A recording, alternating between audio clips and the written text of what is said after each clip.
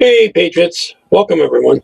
Bombshell report put out by Real Clear Investigations that says despite what James Comey said, the FBI failed to look at the vast majority of the emails on Anthony Weiner's laptop, which had thousands of Hillary Clinton's State Department emails on it. So James Comey told Congress that they had reviewed all of the Clinton emails, hundreds of thousands that were found on the Weiner laptop, but that was not true. They barely looked at any of them. Just 3,000 out of 700,000 were actually individually examined. Wait. They looked at how many? 3,000 out of potentially relevant 700,000 emails were actually individually examined for classified information and incriminating evidence. Well, I mean, it did shock us, right? It was days. They told us they're looking into this, and then days later, they somehow reviewed 700,000 documents. How many people actually were? Do you have any idea how many people were actually working on this case and looking at these documents? I was just going to mention that Peter Strzok, the disgraced agent who was in charge of this mid-year investigation of the Clinton emails, he actually personally handpicked that 3,000 sample. And with two other investigators, they went through them all, supposedly, and pulled an all-nighter, ordered pizza, and said, nothing new here, case closed once again. So I got to tell you, as a former chairman of the committee, as the former member of Congress, I mean, how can that be anything other than the director of the FBI lying to Congress and misleading us? Well, he also swore under oath that he had this story that there was this miraculous breakthrough in technology that allowed the FBI to process the Weiner laptop for evidence rapidly. And turns out that doesn't pass the smell test. That didn't check out either. It turns out there was a technical glitch that thwarted that effort. And I was going to mention that, Jason, that when you were on oversight, you were probably wondering the same thing. How in the world could they get through this mountain of evidence in just days after Comey gave you the final all clear on Hillary? So now that you've unveiled or figured out what's going on with this information, where does this case go next? Is anybody investigating this? You have Michael Horowitz, who is the Inspector General for the Department of Justice. I wonder if he's looking at it. And if you have Attorney General Sessions just today said that he's only operates, without any political influence. Is the Attorney General himself looking at this in lying to Congress? Well, this evidence that is really, it's been covered up on this laptop, this Weiner laptop, it's still relevant. In the Clinton Foundation probe, especially, which is still ongoing. And, the whole thing raises more suspicion that the FBI politicized these investigations during the election. And it just begs for an outside independent prosecutor to go back through this evidence, through these emails, and see if the FBI was trying to cover up material evidence in this case. I really appreciate your good investigative work there. We were always scratching our heads in Congress. The fact that you've unveiled this, it does demand, I think, the Inspector General, the Attorney General himself, and potentially, I would advocate a second special prosecutor to look at this. There was no possible way that was happening. It creates more legal jeopardy, I think, for James Comey, and it really is a shocking revelation that not only did they use Peter Strzok to look at that, information with his hand-picked people, and they, order late-night pizza. But come on, the disgraced Peter Strzok at this point, that makes absolutely no sense. Paul, I thank you for your good work and coming on this program to share this with us. My pleasure. Thank you. Oh, there's a big delay going to YouTube. Maybe it already knocked me off. It doesn't show there. I don't know. We'll see. All right, we'll move on to the main topics. Al Jazeera, this message is for you. We are going to compel a retraction and an apology, and I need your help to do it. Al Jazeera is a Qatari media company funded by the government of Qatar that for decades has been pumping poisonous disinformation into the Western imagination with zero accountability. But this is the worst, most irresponsible, most malicious propaganda I have ever seen in my life. Let me walk you through what happened and break down the ideologies that are engaged. Pay attention because I need you all the way until the end. A week ago, a group of Iranians who work directly with prisoners inside Iran shared the testimony testimony of one woman who had been raped and tortured for protesting on January 8th and 9th. To conceal her identity, they collaborated with an AI company to reconstruct her image. Now here's where things get scary. That company was an Israeli company, and we all know what happens when Israel is associated with anything. It's all lies, it's all made up, it's all propaganda. The problem, the video is not real, it's AI. Yeah, it is AI. It says on the video that it's AI. It admits that it's concealing her identity. Do we not understand how witness protection works? Or do we just forget when it's the victim of the terrorist that you love to support? And it's just one of many made-up videos and images depicting Iranian women as victims or in need of rescue from their own government. Victims who need rescue from their government. As if what? As if it's all a lie? As if they're having a picnic of a time? It says this woman's face has been changed with AI to protect her identity. But the whole scene is fake. The bookshelf, the curtains, the samovar. The bookshelf, the curtains, the magazines strewn haphazardly across the table, the lipstick marks on the coffee cup that never was. What are we to make of all of this? We could make of all of this that it's AI, like exactly how it says it is. The woman repeats nationalistic tropes that depict non-Persians as the aggressors.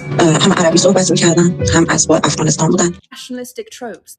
How much can you warp reality in your twisted ideologies? It is a fact, a documented fact, that the Islamic regime imports militias from Iraq, from Afghanistan, from different parts of the Middle East to come into Iran and suppress dissent.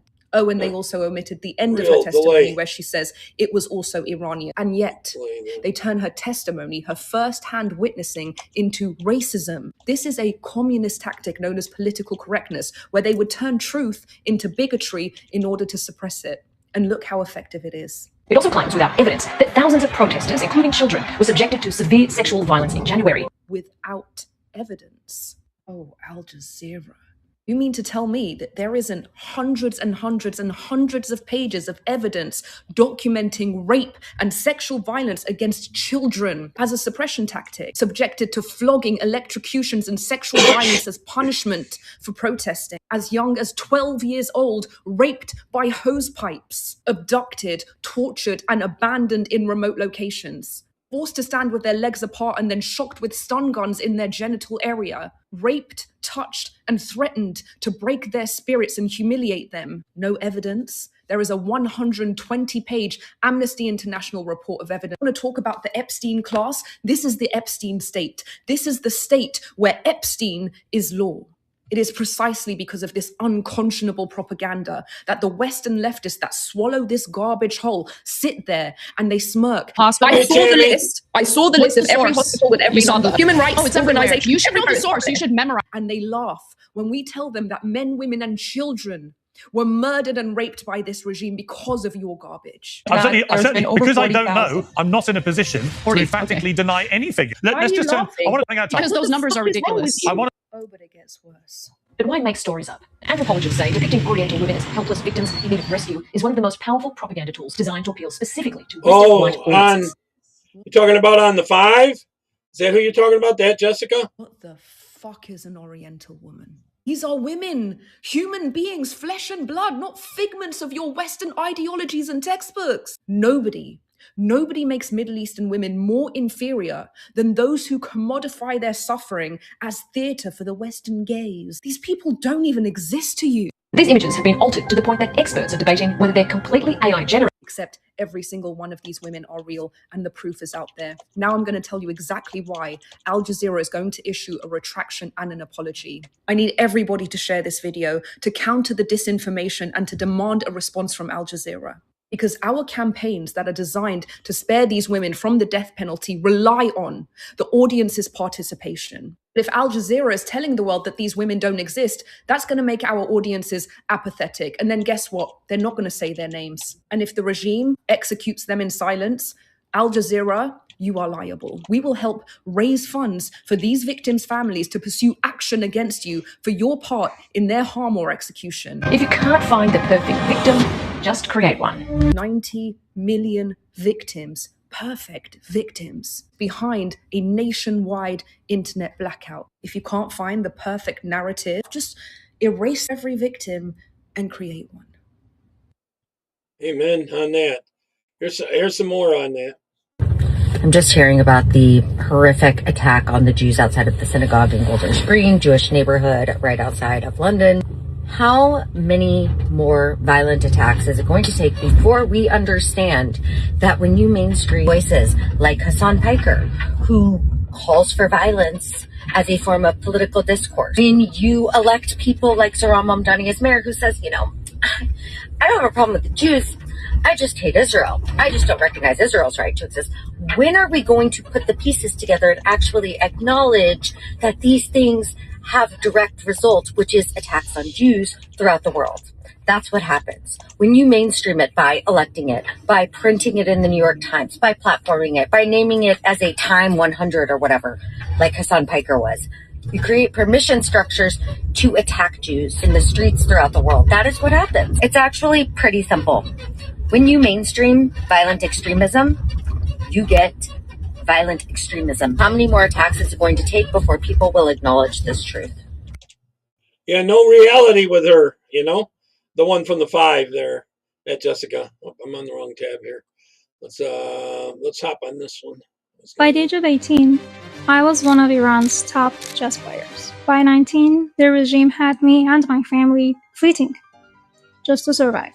You see, competing for the Islamic regime of Iran meant following their rules, even their unwritten rules, including wearing hijab, even abroad. But I refused, and the Iranian regime came after us. So in 2016, when I got the opportunity to move to Spain for my studies in chess, I took it. I thought the worst was behind me. In early 2017, my 14-year-old brother was at a tournament abroad and he played against an Israeli opponent. It wasn't long before the Iranian media called him traitor, an enemy of the state. And then they started digging into the rest of the family, and suddenly my decision to not wear the hijab became national headline. Within days, we weren't athletes anymore. We were targets. Think about the twisted logic of this regime. They would rather see its athletes face a possible death sentence than see them play a match against an Israeli opponent. Anything we said publicly could have gotten our family in Iran killed. Eventually, I made it to US, and my brother had to get asylum in the UK. But my mom, she had to go back to Iran. And it took years before she could finally join me again. Millions of Iranians are familiar with my situation, and many far worse. Yet, people all over the world have very strong opinions about what Iranian people should think, or feel, or do. But here's the honest truth. Unless you felt what it is like when your family becomes a target, you shouldn't tell us what to believe. Just listen to us. Yep. Here's an ex-Muslim. My dad was Muslim and my mum had converted to Islam to marry my dad. We were supposed to wear hijabs and we couldn't swim with boys and different things like that. My auntie came to live with us. We didn't know, but she was actually schizophrenic. And so when she came to live with us, our home life got pretty chaotic. I remember my auntie just like pulling a knife on my dad and just like threatening to kill my dad. And my parents' marriage was really reaching a breaking point. My mum just basically said to my dad one day, "Hey, I'm done. Like, I don't want to do this anymore." And so she ended up packing our things. We moved out of the house. We moved into a women's and children's shelter. A neighbor who was a Christian lady actually ended up sharing the gospel with my mum. She told my mum about Jesus and she said, "You know, I know your life feels hopeless right now. I know you feel broken. I know you feel so alone, but I believe if you would surrender your life to Jesus, if you would put your life in his hands, he can make something beautiful out of this mess." She prayed a prayer of salvation with this lady.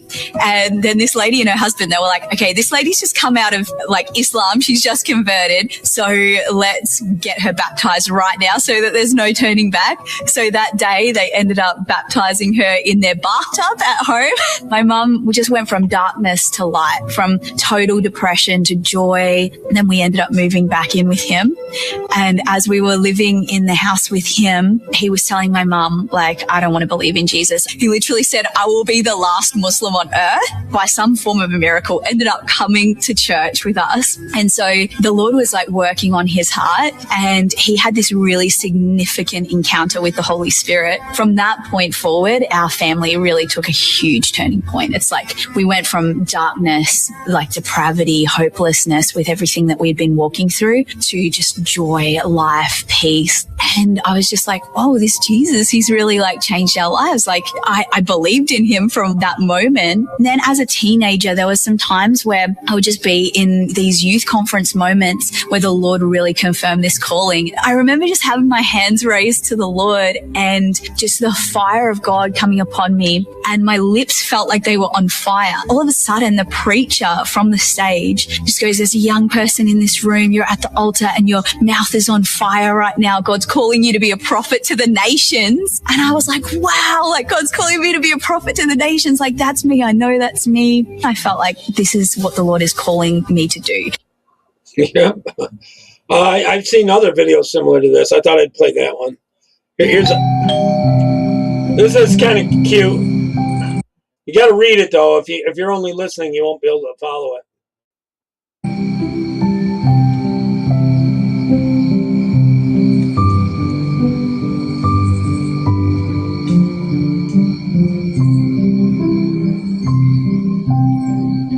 Hey, Colin.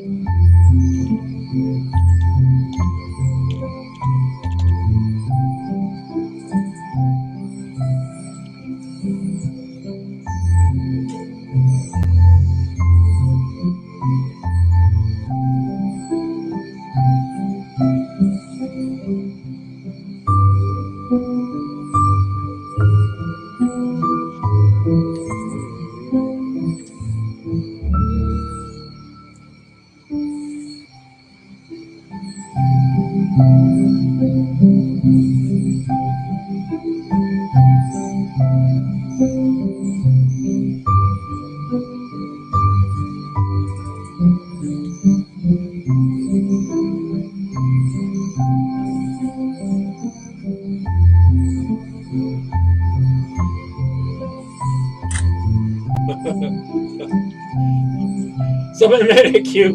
Love Hamas. Coming to you soon. Yeah. Hamas wants you dead. There's no two ways about that. Where was I? Oh, right here.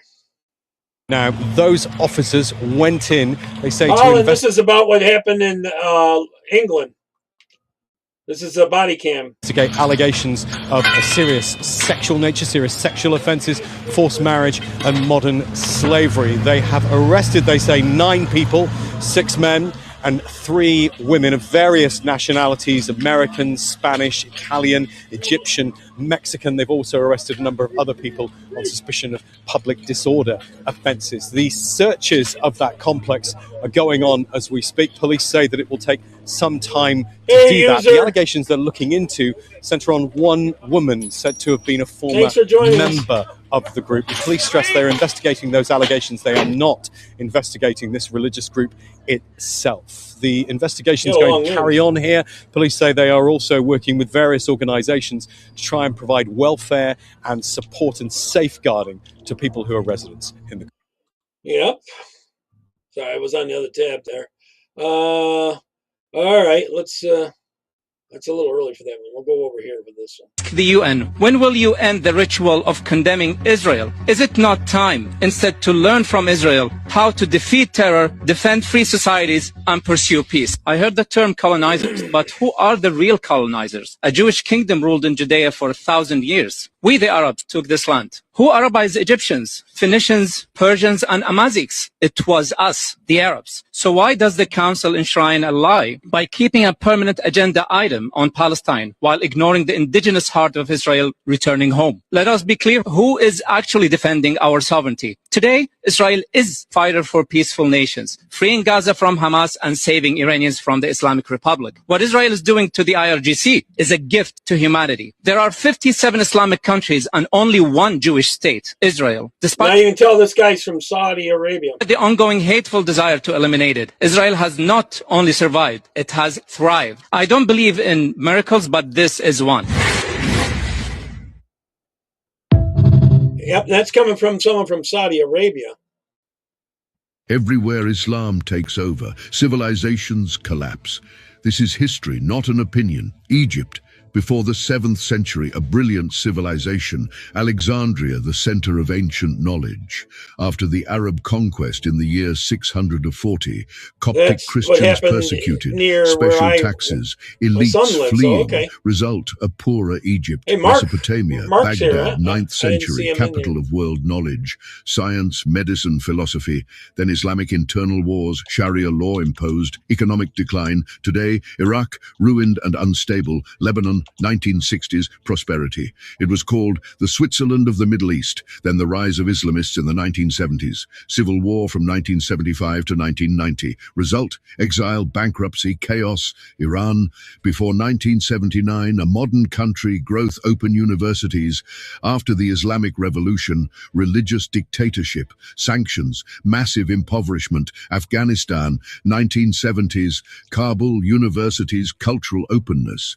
Then the arrival of the Taliban, brutal collapse. Today, a country ruled by Sharia, famine everywhere. Gaza, 1950s, visible Christian minority, active economy. Then the rise of Hamas, Sharia law imposed. Today, ruins, extreme poverty, massive unemployment.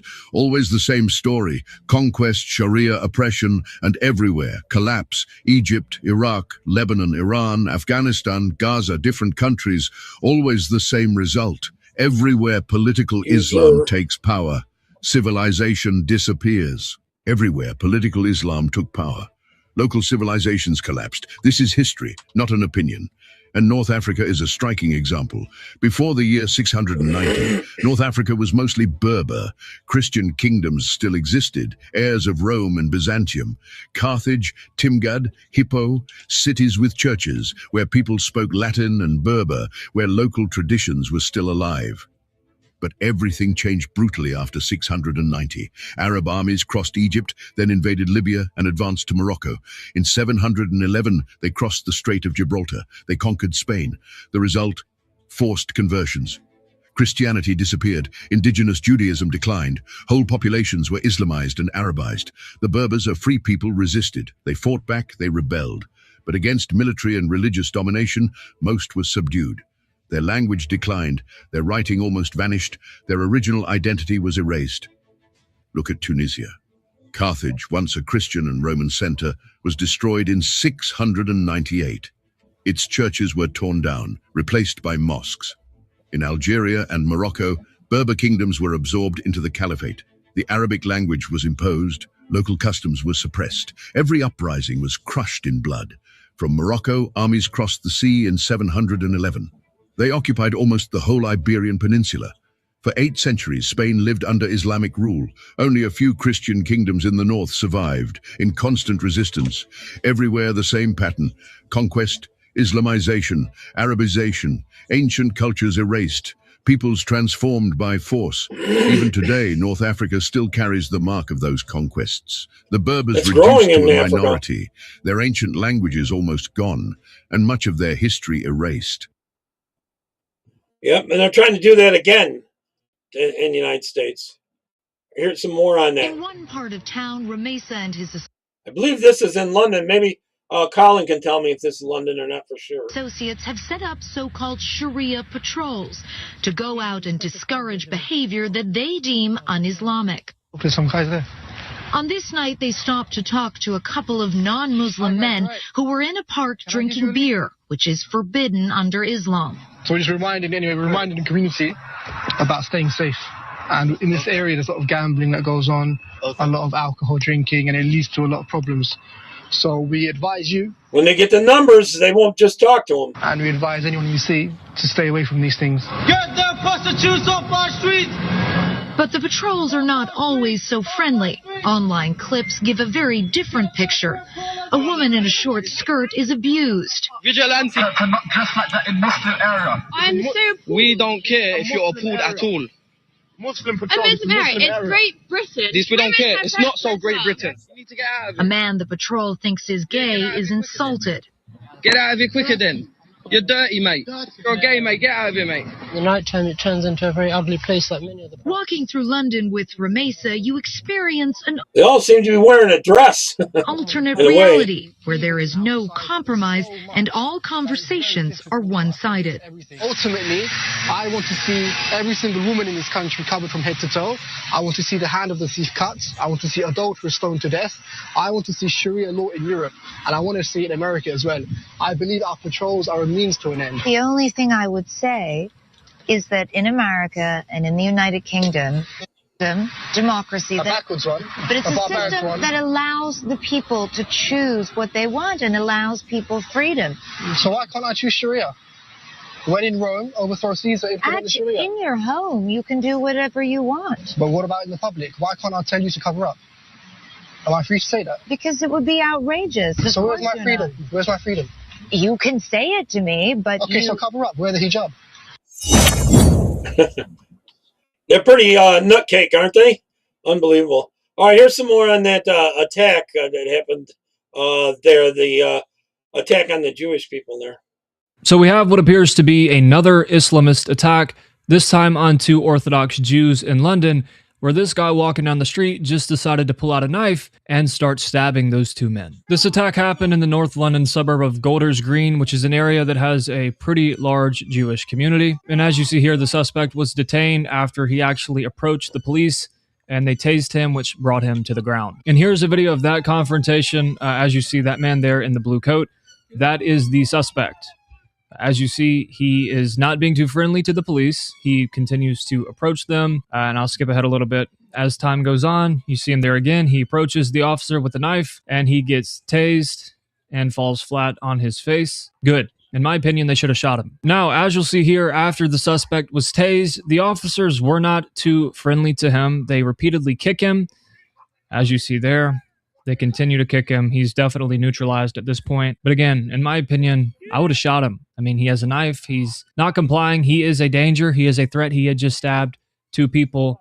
So good on those officers. Now, here's video footage of the suspect jogging down the street. For anybody who says that he wasn't targeting Jews, he definitely was. You can see here he actively is targeting a Jewish man. That is a Jewish man. He's chasing him. Too bad that he's fat and out of shape. It's good that that Jewish man escaped, but he continued to run down the street, and unfortunately, 2 ultra-Orthodox Jewish men were stabbed. One of them at the time is apparently in critical condition, but that is the preliminary reporting. Now, for a few more alleged details about this incident. Again, none of this has been confirmed. This just happened, so all of this is according to very early and preliminary reporting. What we're being told as of now is that the suspect has been described as an Islamic male who was carrying a kitchen knife, running along Golders Green Road targeting Jewish pedestrians, which was very clear from that video footage I showed. 2 Jewish men were stabbed, at least one of those seriously injured. One victim was reportedly treated with CPR at the scene, and that has, I think, been confirmed as I saw video footage of that. Reports, some of them say that this individual had collapsed lungs as a result of this attack. The victim was transported via helicopter to hospital, and this incident took place right outside of a synagogue. What's clear from this is that that individual was certainly targeting Jewish people. There is no doubt about that. This comes just weeks after an arson attack on a bunch of ambulances in the area, which is home again to a lot of synagogues and dozens of Jewish schools and restaurants. And that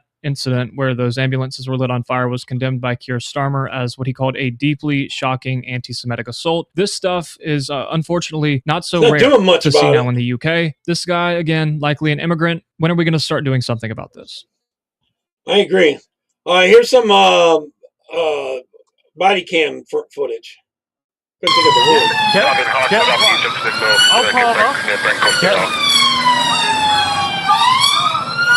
Get down on the ground!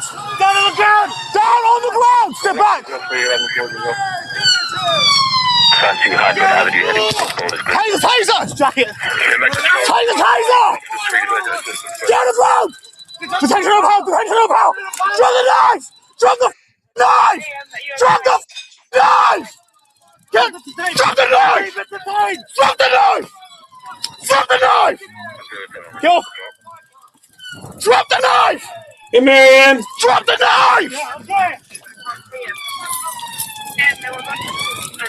Detention of power! Get off!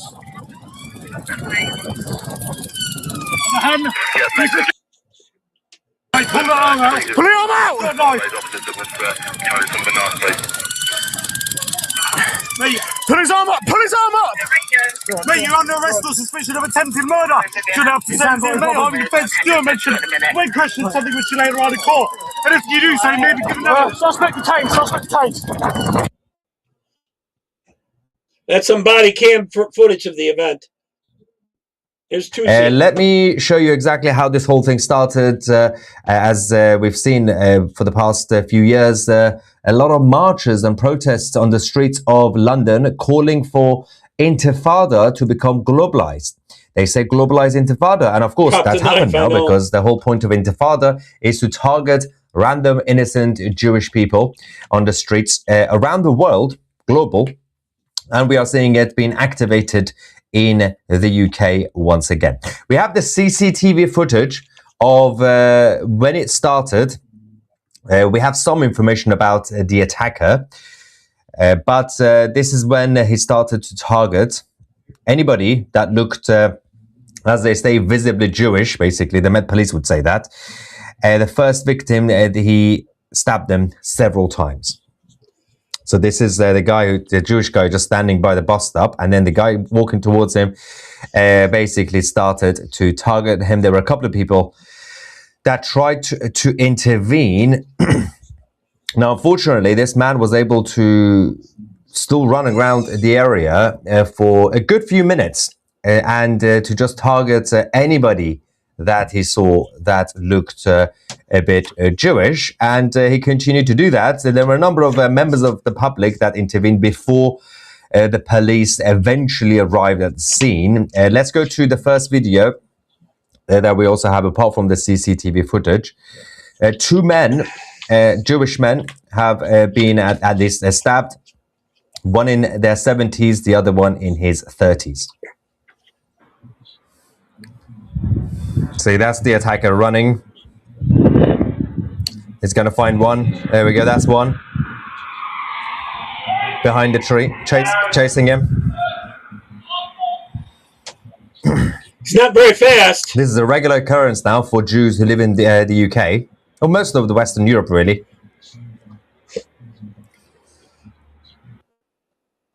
Yeah, that was only a clip from that thing. Here's a 12-year-old girl, a Christian girl, that was lured into a shop and they repeatedly raped her.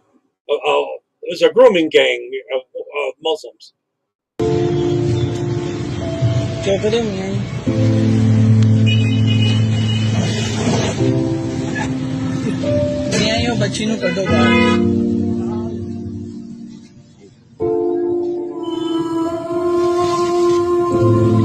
छोटे बाहर आ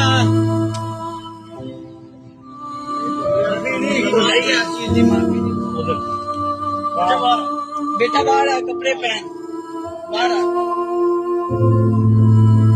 I guess he's showing where it had happened. माफी नहीं बाबा ये सीधी माफी नहीं है अच्छी देखो तो शर्म नहीं आती We got this thing with raping. बच्ची को अंदर लेके गए कपड़े लाए तुझे कुछ नहीं किया क्यों लेके गए अंदर ये गलती नहीं मान रहे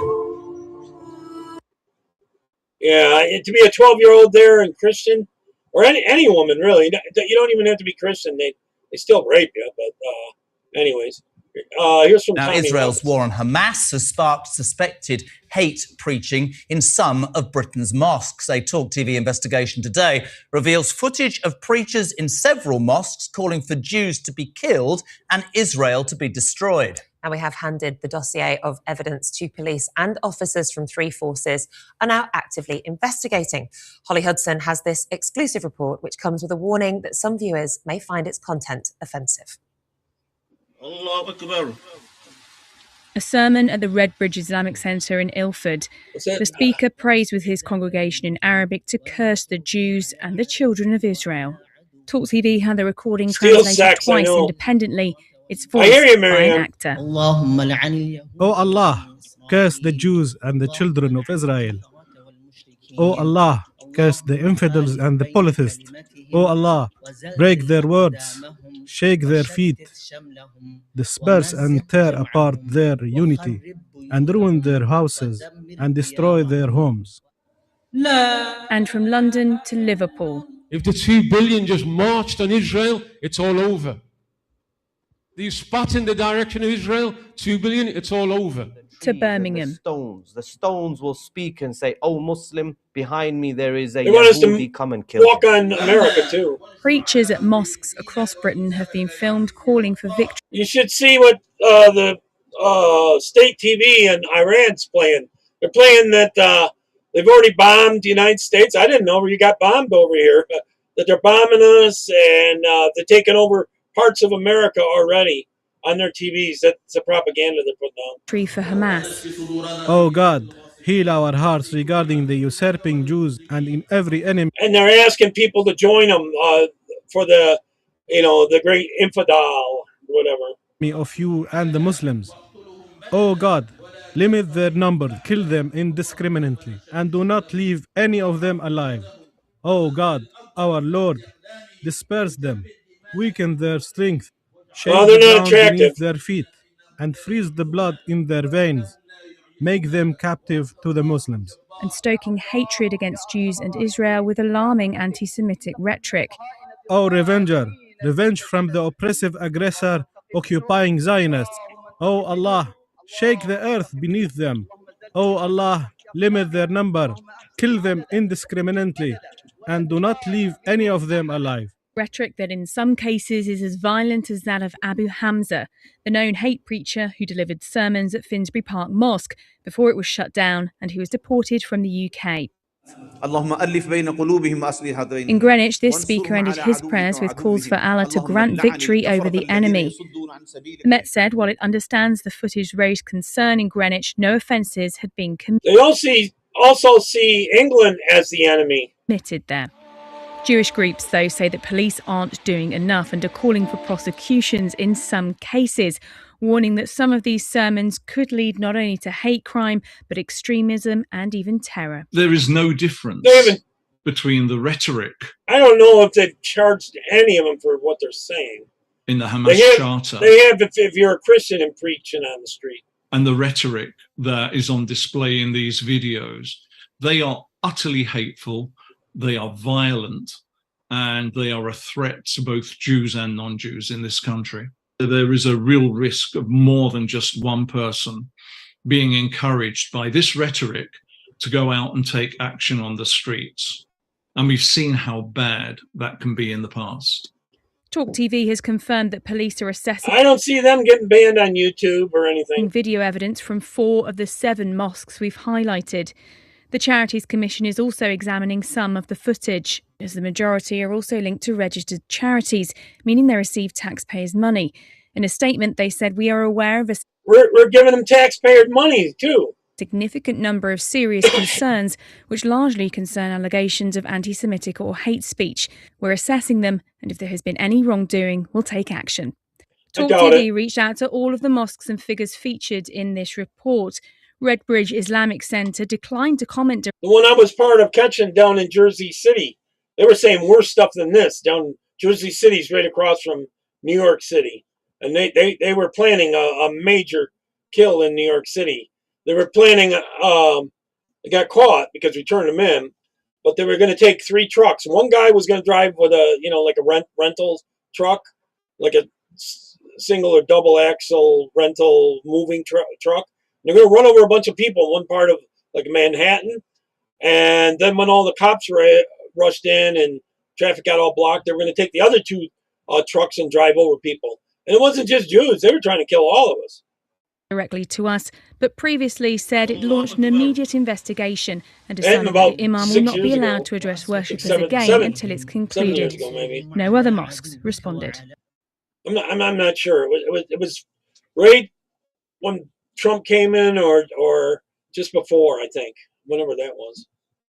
So we're watching this onslaught. A friend of mine told me just yesterday that what he saw in Europe over the course of 2 decades, 20 years, he has now witnessed in America in a matter of a couple of years. The advancement of Islam is just exponentially taken off. How is this happening? This invasion that we're undergoing right now, I think, is a number of factors.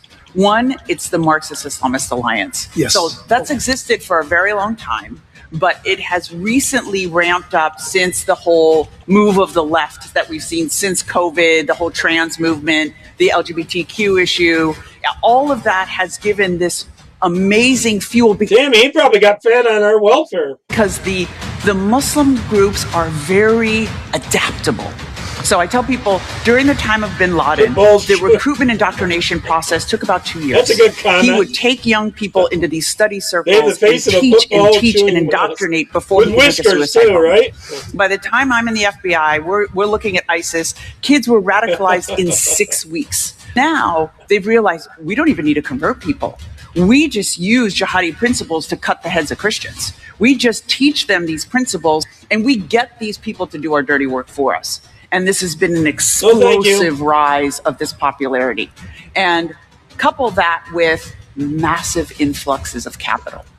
The amount of mosques that are being built, every small town that I hear from, every community that contacts me says there's a mosque that's 15 acres, 20 acres. We don't even have that many Muslims to populate a center that large. So they're just buying, so they have the resources to buy the lands and plant these flags. These are basically outposts. They determine. And now convert people. Islam is called a rabat. Yes. It's the outpost And they'll have before babies. they're able to conquer a location. And so there's 400 in Texas, 400 in California, 200 plus in Florida, and that number just keeps growing. Just about the blockade, but where I got this file from, it might take me a minute to get it open. President Trump just issued a post on Truth Social. Hold on, I gotta drag it over here. There we go. If I can enlarge it. It's a different type of file. Come on, back up. There we go. President Trump just issued a post on Truth Social saying, Iran has informed us they are in a state of collapse. And when you look at the evidence emerging from Iran, that post could almost seem like an understatement. Iran is facing an existential crisis with how to handle their oil. The economic strain is also exacting a huge toll on China, and new intelligence is indicating the people of Iran may be preparing to take to the streets yet again. The United States Navy has had a blockade on the Strait of Hormuz for about 2 weeks now. This means all exports from Iran have been completely halted and is costing Iran $500 million a day. As a result, the rial has slumped past 700,000 to a single dollar. Is that what you're saying? Also, food inflation is stacking up, and rumor has it that the Iranian civil government is nearly out of money. Karg Island, the terminal that handles 9 out of every 10 barrels of crude oil in Iran, is reportedly drowning in oil right now. The Wall Street Journal reported yesterday that Iran is using junk storage, including improvised containers and such. I'm hearing from people that I know over there. They're telling me that they're shipping some of it by train to China. There's no way they can ship enough of it, but they can take some there. You know, there's just not possible to ship that much by train. To store excess oil. There have also been desperate attempts to secretly load these containers into trains to ship them to China. Iran is doing all of this because their extraction and refining systems can't be shut down without massive long-term consequences. If they were shut down, infrastructure on Karg Island could be at a risk of failure. Also, the oil wells themselves may never be opened again. That being said, Iran is desperate enough that reports are indicating they might actually be close to beginning that process. By the way, if you're finding this... Not just saying the pot thing, but putting all that smoke into your lungs. Isn't that bad for you, having that smoke into your lungs? Information useful, don't hesitate to hit the like button. It helps us reach more people. Sorry for the player on that. If Iran did go through with shutting down some of their oil wells, they would be looking at 3 major consequences. First, the closed wells may never be opened again, or at least never return to their full production rate. When you close an oil well, the porous rock can easily become clogged with sediment, which means wells often return to about 50% of their former capacity, or never function in any capacity at all again without a completely new, very expensive drilling process. Second, the pumping equipment would have to be repaired and reserviced, which is a really expensive process. And third, other facilities such as the refineries and pipelines cannot be kept in operation without a flow of oil, meaning a lot of that equipment would have to be rebuilt or reserviced as well. This means that not only is Iran bleeding $500 million a day right now, but every day that goes by brings them closer to the choice to shut down their oil wells, which they may not have the cash to reopen again after a deal with the US is reached. This is an enormous amount of pressure on Iranian leaders, and if that weren't enough, China's economy is starting to feel the pressure as well, because China relied on the Strait of Hormuz for a majority of their oil supply. Closing it down has had an enormous impact. One of the clearest indicators of the economy in China is the automotive sector, which is often seen as an early barometer of economic health. It is like that. Retail car sales in China fell by 26% in the first 19 days of April compared to that same time period last year. Also in southern China, thousands of workers in the toy industry have been staging protests after factories have been abruptly shutting down. The closure followed a sharp increase in plastic prices because the plastic manufacturing relies on oil and natural gas, which China currently has a massive shortage of because of the war.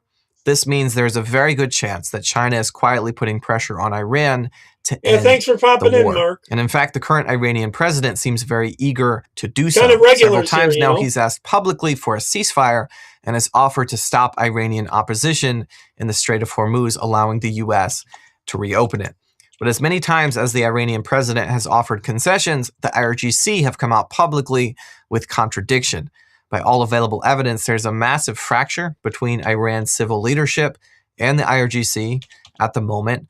Top-level leadership that once held the coalition together are dead due to American and Israeli strikes, and it appears that the lower-level IRGC commanders who are now running things militarily are realizing that they have an opportunity to seize full control if they want to do so.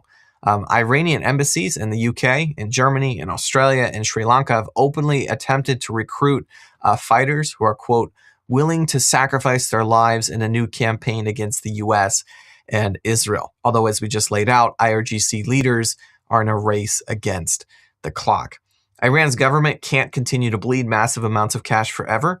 The people of Iran can only take so much economic stagnation before they're forced to do something desperate. And on that note, yesterday, Iranian intelligence reported that they have concerns that a popular protest may be on the verge of returning to the streets. Internal reports are indicating that the Iranian economy can't withstand. What they're doing is trying to hire outside people to stomp them down, keep them down. But if they can't pay them, they'll leave. Most of them will, other than maybe the ones from Iraq. There's some durka crazy ones still from Iraq. More than a few more weeks of this blockade before things fall apart completely. And as a result, protests may be coming back to the streets of Iran yet again. The other thing, there is some guns being shipped in for people to uprise. There's not enough yet, but I can't say too much about what I know about it. Again, President Trump seems to be leaning into this. The Wall Street Journal just reported that Trump has instructed his aides to prepare for an extended blockade of Iran. According to people close to Trump, right now he is favoring a long-term continuation of the blockade over a continuation of an air campaign against Iran. Not only is it quickly bringing Iranian negotiators closer to a place of capitulation, hopefully, but to say the quiet part out loud, it's also quite an effective way to level the playing field in our competition against China, something President Trump would find to be a major win. Apparently, right now, the U.S. has been able to shut down about 90% of Iran's commerce, which is incredible. We are also targeting their dark fleet, the illicit shipping networks that have allowed Iran to bypass international sanctions to sell oil. And we've also been able to largely shut down Iran's shadow banking infrastructure as well, which allowed for the IRGC to receive payments from foreign countries for that shadow oil. Iran is not in a good place right now. We can only pray that this war will end quickly with positive. The ones that are showing up are locals, Twitch, Rumble, and YouTube that are showing up on the screen. Any comments that would go to any of those platforms. Facebook isn't popping up over there, and all the other ones that aren't tied in that way. Long-lasting results for the safety of U.S. service members abroad, for the safety and security of Israel, and for possibly freedom for the Iranian people who don't support the radicalism and the murderous aspirations of the Ayatollahs. And on the note of things quieting down in the Middle East, we have a very exciting Israel trip planned for this July called the Heartland. Yeah, I don't care about that part. Anyways, here we go. We're to something else. Okay, let's quickly go to rights of the non-Muslims. If they say, I don't want to pay jizya, which is a small amount of tax, then they will be vanished. They will be kicked out. This is the mosque. They're teaching people in the mosque of Ireland and UK. Or they will have the choice, either convert to Islam, or if you don't want to be kicked out, then you will be killed. Okay, so what do you want to do? You'll be given the choice. What do you want to do? Oh, that means you convert or you get killed. That's their choice there, right? Whatever. Israel is the colonizer. Colonizing. Israel is the one that wants to expand and become greater Israel. No. Got it. It seems like greater Islam to me. I'm just saying. It seems like greater Islam to me, but they're telling me that Israel wants to take over Saudi Arabia and Iran and Iraq and Syria and Lebanon and Egypt and interesting. I mean, all I see is top Muslim countries. Upper right for me. And greater Islam, but okay, I believe you guys. I believe you guys. I'm not going to believe my eyes. Let me close my eyes and believe you guys. Yes. It's the Jews that are trying to colonize everything. Well, they're rich. There's no doubt about that. And there's some pedophiles amongst them too. No doubt about that. I'm not carrying water for them. All right, let me delete this. And I have one more little short one. This one was sent to me recently. And it's probably been played other places. But this is what's happening over there.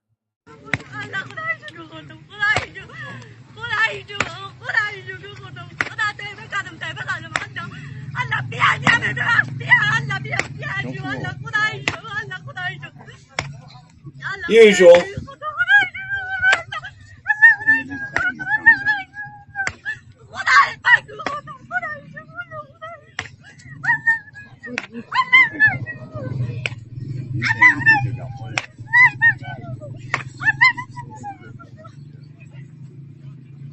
You can tell by the blue that this is Afghanistan.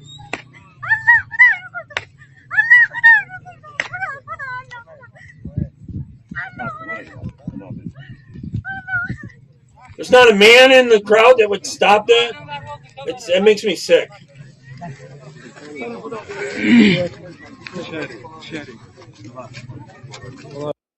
All right, next topic I'm going to be talking about is a lot of people leaving the left.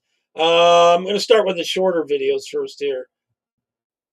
Did you know that all of the attacks on parental rights going on in the country today are directly related to the far left's desire to abolish the nuclear family? I'm Carlin Borisenko. I'm an analyst and undercover journalist following the far left in America. And let me show you inside some secretly recorded presentations where they tell you what they really think of parental rights. Yes, it's true. What? Me too, Miriam. The far right says feminism wants to abolish the family. To hell with family values and all capitalist value for that matter. They're too busy filming. Parents' rights. I don't know. There's a lot of pedos in the. There's a lot of Jews and pedos in Hollywood, and there's a lot. I don't label them all that way, but the ones that seem to be there seem to be that way, Marianne. My hunch is that just beyond the horizon, beckoning to those of us who want to hear it, there is a world of relationship no longer strangled by scarcity and no longer held hostage by economics. Thank you. They want to end the family union. That was Abolish the Family queer communist Sophie Lewis. Sophie has written 2 books on abolishing the nuclear family, lectures all over the country, works at the University of Pennsylvania, pushing these ideas through their gender center. We cover Sophie and her friends quite a bit on my channel. Join me on YouTube, X, Rumble, or Kick. for streams daily, Monday through Friday at 5 p.m. Eastern Time, or you can join us for Socialism Saturdays at 6 p.m. You can just look up my name, Carla. Remember, she used to be on the total left. Now she's kind of a libertarian. Burseco should come right up.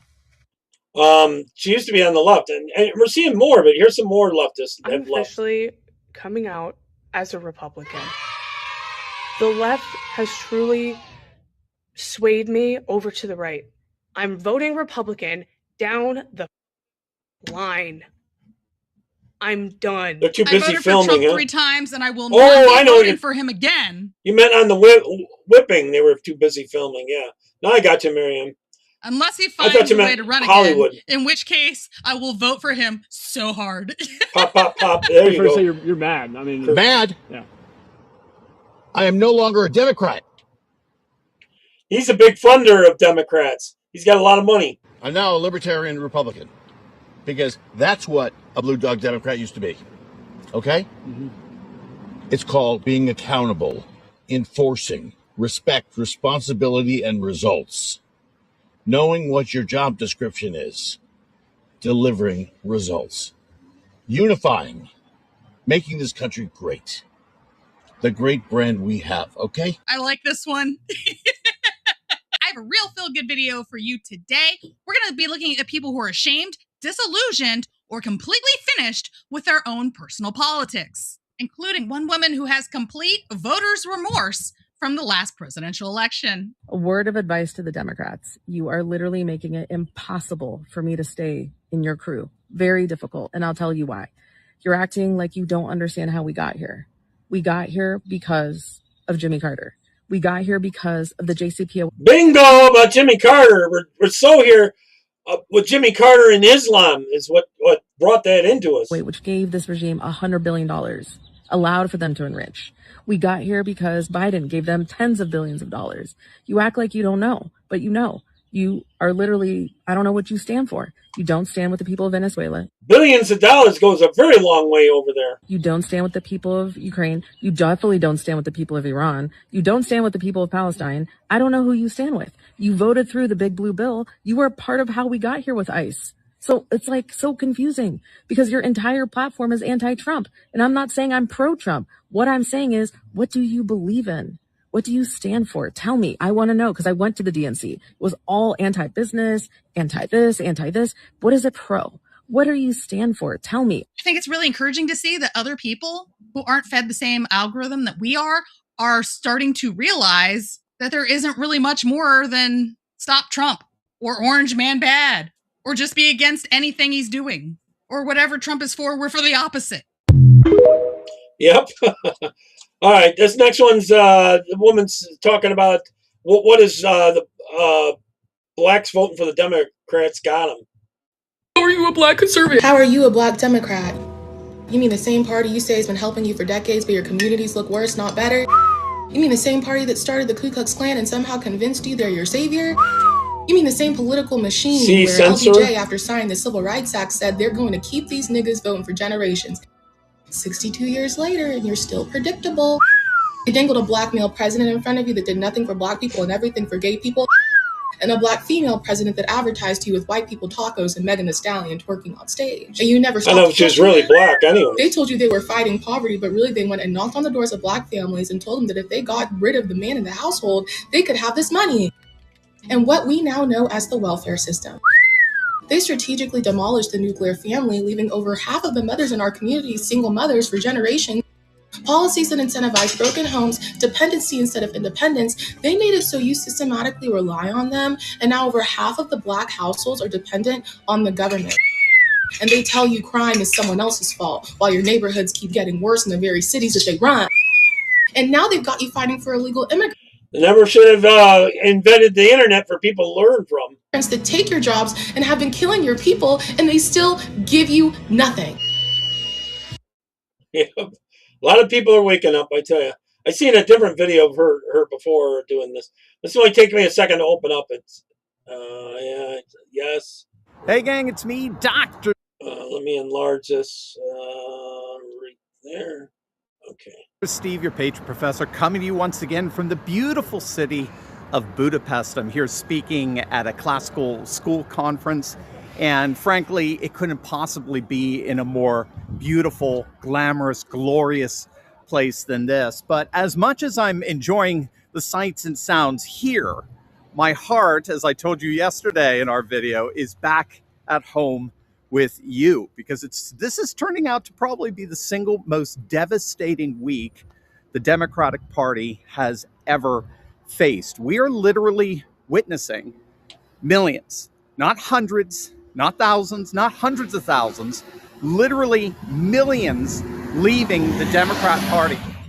More and more pundits are openly admitting, finally, that the Democrat Party, it works for me as too. an institution, is literally facing extinction in a matter of just a few years from now. So what's actually happening here? Well, of course, we got the amazing, what's known as the Calais decision that was just handed down by the Supreme Court, which finally struck down racially gerrymandered districting in the state of Louisiana. So it's specific to Louisiana, but the repercussions of the ruling are nothing less than a political earthquake that's shocking every red state in the nation. Let me give you some views here because it's just so beautiful. Because really, this decision, this ruling, is serving as a green light for all red states to redistrict these racially gerrymandered seats out of existence, which Politico is predicting could gain the GOP another 19 solid red states in the South. Now, we ran the numbers yesterday from the University of Virginia's crystal ball for the midterms. So Republicans right now have a relatively safe 211 seats, while the Democrats are going into the midterms with 209. That's including the 4 new seats coming from Florida's redistricting. Their legislature just passed overwhelmingly the new redistricting map there that Governor DeSantis is going to sign into law. So it includes those 4 Florida seats, but it excludes Virginia's 4 new Democrat seats, since that referendum that barely passed, by the way, by less than 3%, it looks like it's about to get struck down by the Virginia Supreme Court. So the Democrats are behind right now in terms of relatively safe seats. But now with the Supreme Court gutting Section 2 of the VRA, basically, in effect gutting Section 2 of the VRA, now we've got word that Louisiana Governor Jeff Landry, he's suspended the May 16th primaries in Louisiana so that they can redraw their congressional map for the midterms. So that's going to net the GOP another, 1 or 2 seats. Mississippi's governor has already called for a special session there to redraw their map to net the GOP another 1 or 2 seats. Alabama looks like they're ready to do the same. Tennessee, and then the whole of the South. It'll be like a domino effect. So we're talking anywhere from a net gain of 12 to 19 seats as a result of the Supreme Court's ruling, which, if we're already at 211, if that's our base, that should put the GOP going into the midterms sitting pretty comfortably at around 223 seats, which means we would actually be gaining seats come November, which would be huge. It would only be the 4th time in the last century when the party in power actually gained seats. But that's nothing. This is a long game because we've got the 2030 census coming up, and that's going to give the GOP another whopping 12 seats. So thinking beyond the midterms, not only are we expected to get at least 12 new seats for November, we're getting another 12 because of the census reapportionment. I mean, red states... That's 2030. Now, there's a plan the Democrats have. If they get back in control, they want to take D.C. and turn that into like 8 more seats. Eight.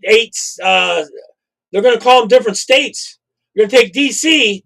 and make it a state, several states, because they have the population there and they know it'll vote blue, and then they'll give them the Senate forever. They'll give them like 16 Senate seats. States have been exploding in population over the last 10 years. And each Blue one will states get have been hemorrhaging. Each one will get at least 1 to 2 House seats. Population. So blue states are just they're That's their losing battle probably cry, yeah. 12 to 19 seats before the midterm. Then they're going to lose another 12 seats as a result of the 2030 census. Robert Levy was right about this is the uprise massive again. political realignment that we've been talking about happening Actually, they're very right before polite our in the very South, eyes. We're witnessing especially the ones nothing I've run less into.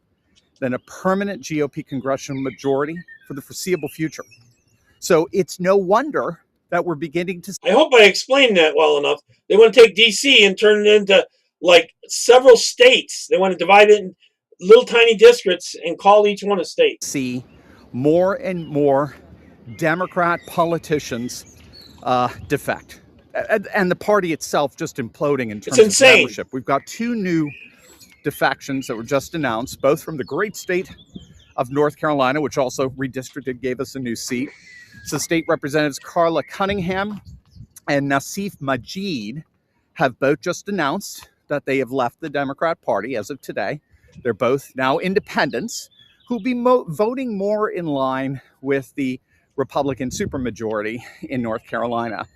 Fox News at the same time is reporting that over 20,000 West Virginia Democrats have switched to the Republican Party just ahead of their primaries in just a few weeks, which is only adding to the already over 2 million voters who have left the Democrat Party to join the Republicans since 2020. This is why I'm not exaggerating, gang. We're talking millions have left the party. Between 2020 and 2024, Democrats lost approximately 2.1 million registered voters across 30 states, all the while Republicans gained 2.4 million. Without trolls, yeah. 4.5 million registration swing to the Republicans in just 4 years. I hear As you, of late Tammy. 2025, things have only gotten worse. In every single state, I get a few on a few of the other voter platforms. registration by party, Democrats have consistently been A losing. little bit on BitChute, and Republicans one on consistently Twitch. gaining. There's one so on that's why YouTube. the New York Times I'm using my is other sounding YouTube the channel alarm right now. that if these trends continue, the Democrats will no longer be a viable national party in a Little matter of Krispy just Kreme, a few huh? years. And that's because in the end, it really does look as if the Democrats have basically hit their breaking point. They've hit their terminus. You think transing your kids all the time might hurt them a little bit? There's really nothing anymore that they can do to retaliate against all of this Republican redistricting. I mean, they can wipe out like the last remaining Republican seats in California, or pick up 4 there, another 4 there. Oregon can get rid of their lone last Republican seat. Washington State, as I understand, is constitutionally barred from messing with their congressional map. New York and Illinois can try to squeeze out a couple of more seats. The problem with doing that when they draw the districts like that, that's going to make those races close. Instead of winning them by 10 or 15 points, they'll be down to 2 or 3. And you might be able to upset some of them, those seats, in a good year. But in the end, I mean, the Democrats, they have basically depleted their redistricting options, while the Republican Party in many ways is just getting started.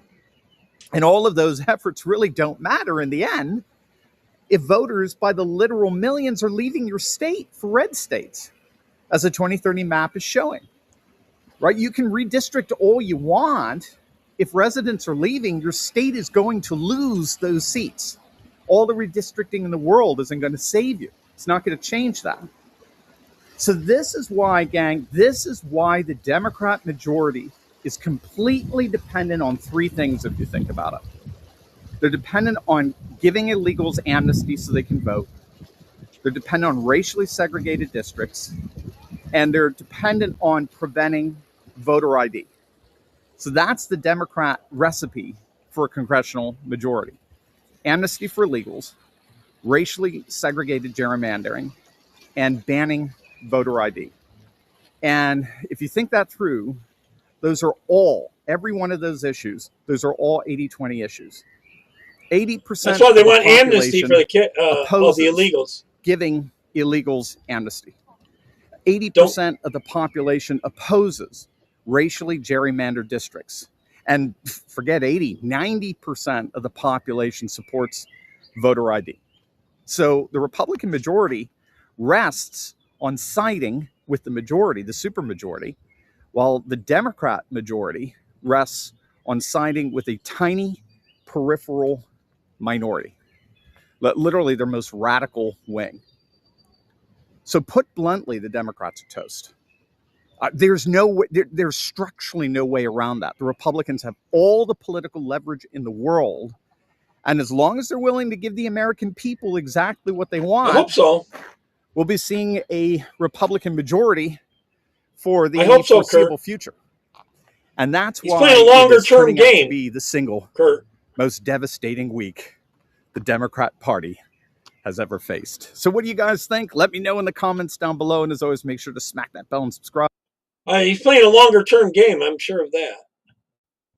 Has anybody checked on Barack Obama lately? Gavin Newsom, Virginia Democrats who have been trying to execute their own gerrymandering scheme in the hopes that they can steal additional seats in the 2026 midterm elections because things aren't going well. No, they're not going well for them. Not at all. So on top of the Virginia Supreme Court hearing that just happened the other day, another judge in Virginia just denied the Attorney General's request to stay the decision from the First Circuit Court judge who ruled that the entire vote was nullified. I agree. Yeah, that didn't work either. We can't get lax. We got to still keep going after them for all that foreign money they got coming in, Tammy. That's a big thing. And the other thing is we have to get this voter ID thing, one. Two, to throw out all the dead people's voting and no more mail-in balloting. Every state that's gone to the mail-in balloting that allows it a lot has turned blue. It's still nullified. Oh, but it gets so much worse than that. The other day, I told you that the state of Florida was getting ready to run a new map through their state legislature. I agree, Kurt. Well, they did. Overwhelmingly. It passed. Can't get and then lax. Just today, the Supreme Court finally issued their long not just us get out and vote, we have to get other people out and vote. Louisiana 2024 congressional map, in which a group of non-African American voters challenged the constitutionality of the map because it was predominantly drawn up specifically on race-based criteria. And shocking, you can't draw congressional maps on race-based criteria. Everybody knows that. It's kind of racist. Well, the Supreme Court agreed, and they ruled today that the Louisiana map is no longer valid. What does that mean?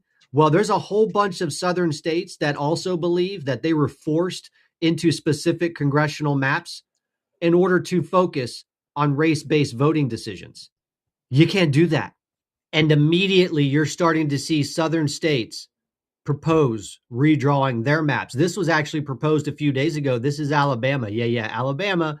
That's where we're headed, down to blood red Alabama, right where I belong. This is the new map being proposed. They made some funny district there where they were connecting a couple cities and stuff together to make it blue. In Alabama, they were just waiting on the Supreme Court ruling, which came down today. I also just saw that Marsha Blackburn in Tennessee is proposing a new map in that state as well. If all of the southern states have the same opinion that they feel like their maps were created based on racial gerrymandering, this is what it could look like. And what does that mean? Well, an analysis was done on it. The current map right now is about a 65 to 24 Republican to Democrat split.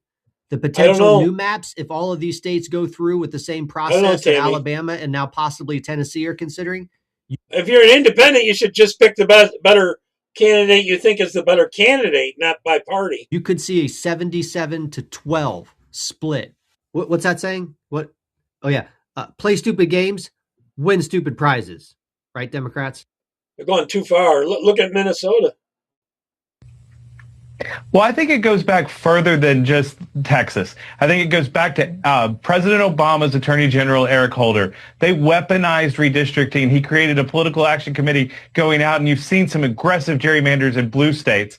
So we're finally fighting back. And you look at what happened in Virginia. They took a fair map and made it radically Democrat with only one person, one Republican in Congress, most likely, in a state that President Trump took 48%. What we're looking here in Florida is recent court cases allow us to go get rid of a Democrat Party imposed map put in by the courts. The vestiges of those districts still exist in our map, and we're going to clean it up and make it fair. And when we have fair districts, they're going to elect Republicans. Yep, I labeled this segment the hateful left.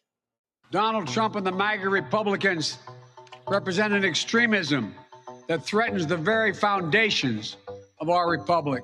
It's called stochastic terrorism. The term sounds complicated, but the meaning is simple. Stochastic means random, unpredictable, but statistically inevitable. Terrorism here means the use of fear and violence for political gain. Put together, it describes a process where leaders, parties, or the press use words, not bullets, to inspire violence. They demonize their opponents, calling them monsters. I know, it looked like a snake. They never say pull the trigger. Instead, they actually made two districts like that down in Louisiana. Create the environment where someone else eventually will. That is the essence of stochastic terrorism. The pattern is always the same. 1. Inflammatory language is broadcast into the culture. 2. Plausible deniability shields the speaker. I never told anyone to commit violence. 3. Radicalized or unstable individual acts. 4. The cycle repeats. The responsibility is avoided. This is not accidental. This is willful and they gaslight us in the media. Deliberate. They know exactly what they are doing, and history proves it. Nazi Germany, Joseph Goebbels' propaganda machine labeled Jews as subhuman and vermin. The German people were told these neighbors were a threat to society itself. Violence became inevitable, and millions looked the other way. Rwanda, 1994. The radio station RTLM called the Tutsi minority cockroaches. That language primed the minds of ordinary citizens to carry out one of the fastest genocides in history. Do you see the pattern? The language comes first, the violence follows. When the left calls their political opponents Nazis, evil, or enemies of the people, their objective is clear: dehumanize them, justify their removal, and silence them through fear. When you light the fuse, you cannot act surprised when the explosion comes. My friends, we are all anonymous. They fear us not because we are violent. Yeah, that district in Louisiana there was like the whole length of the state practically, diagonally across the state, and it zigzags as it goes across it, just so they can pick up enough Democrats to make sure they'd win. But because we see through their lies. We have a Timo Hitler in the White House right now. I just want to say that I have never promoted violence whatsoever. And you have, and as many of your fellow Democrats have used some heated rhetoric against the president. And do you think twice about that when something like this happens? What rhetoric do you have in mind? I was surprised CNN's even calling it out a little bit. Here is all more the reason why people need to homeschool their children. Because here is another teacher, yet again, posting a video like this on the internet. Teachers have tried to normalize this psychotic behavior. I'm just gonna say it. If anybody's gonna do it, if anybody can successfully do it, it's gonna be a Florida man. It's gonna be somebody from Florida. So if anybody can do it, it has to be somebody from Florida. Who else? Like, let's be real. It's gotta be a Florida man. Allow me to properly introduce you to Miss Kelly Russo, a teacher at Pinecrest Academy, Avalon. Yeah, another teacher. Imagine if your little kid had something Trump on it, or a MAGA thing, or an American flag, and go to school with that teacher and some little kid posting this vile nonsense on the internet. Is this the kind of person you want around your children? Is this the type of trash that you want people teaching your children? I most certainly would hope not. I love it when people promote political violence. Most certainly teachers. Yep. Okay, so we've had a third attempt on the president's life now. And now what we are hearing en masse, it seems like, from many. I don't think there was any way that guy was going to get to him, though. But he was likely going to kill some people. On the left-hand side of the aisle, is that this assassination attempt, that it was a hoax. First, consider the lunacy of that statement, that a sitting president would stage an assassination attempt for some reason. But what we really need to examine here Clams is and soup, this huh? fact. The left is the king. I didn't have them. They were expensive, but a lot of the carnivals, they have them there, and they all smell pretty good, actually. King of hoaxes. And now you want to Get him say in the the bag. president of the United States, a man who has done everything he can to pull this country back from the brink of disaster, would have the audacity to think that he could stage an assassination attempt for political purposes. Nothing says hypocrisy like leftists. The idea that this was a staged event is ridiculous. Every time their sorry programs don't work, every time their policies fail, they always resort to trickery and lies and deceit. They don't have the morality to be ashamed of themselves because they don't care about anything except reaching their goal. And what is their goal? Their ultimate goal is to fundamentally transform the United States of America. And they'll lie, cheat, and steal to get it done. And they'll do anything in between, including accusing the president of staging an assassination attempt. Oh, they don't want the polls to change. We know it's not true. That's You know it's not true. They know it's not true. And it's sad. I mean, they're still going around calling Trump a pedophile constantly, every argument they get into. Now, pay close attention to this one. This leftist, you got to hear it early. It's really bad. All right, you ready? You need conservatives to be afraid of getting killed when they go to events so that they look to... Let me replay the beginning again. Ready? You need conservatives to be afraid of getting killed when they go to events so that they look to their leadership to turn down the temperature. Yeah, kill them. Kill those mother... and murder those motherfuckers in the street. Let the streets soak in their red capitalist blood. Someone has to do it. See, when I say that, everyone knows exactly what I mean. I have thought an awful lot about blowing up the White House. Look, as his character is stabbed to death. Our First Lady Melania is here. Look at Melania, so beautiful. Mrs. Trump, you have a glow like an expectant widow. When they go low, we kick them. They're still going to have to go out and put a bullet in Donald Trump. And that's a fact. When was the last time an actor assassinated a president? So hold it back here. Same exact thing. That's it. America deserved 9/11, dude. The guy is a convicted felon or convicted rapist. He's a pedophile. If you cared about Medicare fraud or Medicaid fraud, you would kill Rick Scott. Besides marching and protesting, what else do you suggest? Well, it doesn't happen overnight. It's not a miraculous. What did you say? Murder. And if you see anybody. How come if it was a Republican, they'd be hung up by, in the media pretty bad? From that cabinet, in a restaurant, in a department store, at a gasoline station, you get out and you create a crowd. And you push back on them. And you tell them they're not welcome anymore, anywhere. The biggest terror threat in They want to shut us up. It's what they're trying to do. They're trying to shut us up. This country is white men, most of them radicalized to the right. By the Southern Law Poverty Center? Now that we have proof that the far left and the far right are being funded by the exact same dark money, I'm going to tell you about the secret society called the Order of Nine Angels that's out of the UK that is actually the ones behind all of this. You see, in a society, you need to take out all of the extremists, whether on the far left or on the far right. That way, the government kind of keeps a close track of these people, and they know that extremists, whether in any sense of the way and beliefs, are easily manipulated in order to do what the government needs them to do. There's many states in the Northeast where they don't have one Republican thing because they gerrymandered the district so bad. And they cheat. Once they get ahead and they can take over the rules because they want the counting. They won't allow a Republican to win. Do such as false flags because these people are emotionally charged and not all right in the head. So that way the government can perpetuate the policies that will enslave the rest of us. Let me kind of try and get this down in 3 minutes.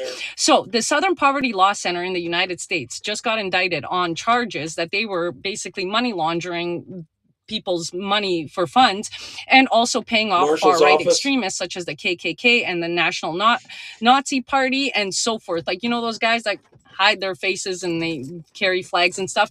Now, according to like the research, the SPLC, we found out a long time ago a lot of those were feds. Center actually helped set up the Canadian anti-hate network. Now, we have a group in Canada that's exactly the same, run by a fed. Everyone in the group thinks that, like, just because they're running their names and like getting background checks, that means like they're a proper group.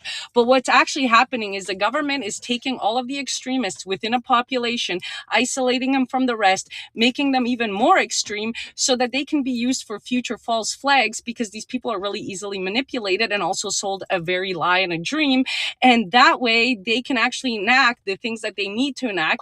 So this entire time, a left-leaning group was funneling this to the far right, and everyone who was a conservative was being told that they're exactly like the far right people. Now, let me just show you the paper trail here. On April 21st, 2026, the Southern Poverty Law Center was indicted by a federal grand jury in Alabama on charges of wire fraud, bank fraud, and money laundering. The indictment alleges that the organization secretly funneled over $3 million in donor funds to leaders of far-right extremist groups, including the KKK and the National Socialist Movement, between 2014 and 2023. The U.S. anti-hate group, now facing federal indictment for allegedly funneling money to extremists, didn't just operate south of the border. It helped kickstart Canada's own version. That organization, the Canadian Anti-Hate Network, went to receive hundreds of thousands in federal funding. Now, the Order of Nine Angels is a secretive, decentralized neo-Nazi satanic network founded in the UK in the 1970s. It promotes extremism, accelerationism, and violent acts, including human culling and ritualized crimes, confirming to subvert societal moral norms and replace existing civilizations with a new fascist occult order. Now, if you're seeing the similarities between the far left and the far right, it has nothing to do with political ideology. It just has to do with subverting the extremists out of a population and making them useful idiots. Yeah, she has that right. That's happening in Canada. It happened first in Canada before it happened here. How did the man accused of trying to assassinate President Donald Trump at Saturday's White House Correspondents' Dinner go from tweeting about Super Smash Brothers to allegedly calling himself the friendly federal assassin in a message sent before the attack? We dug through thousands of his deleted posts to find out how. Cole Allen, a 31-year-old part-time teacher, posted for years as C-Force 3000 on X. Until 2023, it was almost entirely about the Nintendo game Super Smash Brothers, sharing strategy and video clips, promoting his YouTube channel, even taking part in online tournaments. A Justice Department official confirmed to CNN that Allen used the X account. Then, in 2024, his post turned political. In May, he was retweeting posts comparing Trump to Hitler, and after the Butler, PA, and Florida assassination attempts against Trump that summer, he was resharing posts baselessly speculating that they were staged.